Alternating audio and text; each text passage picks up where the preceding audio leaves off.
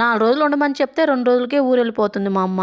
అమ్మ ఉంటే ఇంట్లో ఎంత హెల్ప్ గా ఉంటుంది. మాక్సిమం ఇంట్లో పని మొత్తం తనే చేస్తుంది. మా ధృతి పాపకి ఊరెళ్ళడం అస్సలు ఇష్టం లేదు. ఉన్న 2 రోజులు ఇల్లు పీకి పందిరేసింది. అంత బాగా ఆడుకుంది. ఏం చేస్తాం, మా చెల్లెలు ఫోన్ చేసింది తీసుకొని రమ్మని. ఆ రోజు నైట్ కే హైదరాబాద్ వెళ్ళిపోయారు. ఇంతకు ముందు మా అమ్మ ఎప్పుడు వచ్చినా 1 గంట ఉండి ఊరెళ్తాననేది.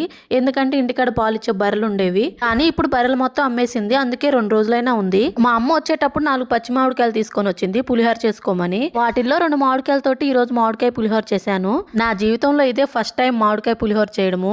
నాకు మామిడికాయ పులిహోర చేయడం రాదు. యూట్యూబ్ లో వీడియోస్ ఉంటాయి కదా, అవి చూసి చేసేసాను. అయితే టేస్ట్ మాత్రం చాలా బాగా వచ్చింది. మా వంటలాక సంధ్యక్కే బాగుందని చెప్పిన తర్వాత ఇంకా వంకలు పెట్టాల్సిన అవసరమే లేదు. నా వీడియోస్ కూడా ఫాలోవర్స్ ఉన్నారు. చాలా హ్యాపీగా ఉంది. నాకు కమెంట్స్ వస్తున్నాయి, మీ వీడియోస్ ఈ మధ్య చూస్తున్నాము చాలా బాగున్నాయని. ఇంకా కొంతమంది తెలిసిన వాళ్ళైతే వాయిస్ ఓవర్ బాగా ఇస్తున్నావు, బాగా చేస్తున్నావు అని అన్నారు. అందరికీ చాలా థ్యాంక్స్ అండి ఇంత సపోర్ట్ చేస్తున్నందుకు. వీడియోని లైక్ చేసి వెళ్ళండి.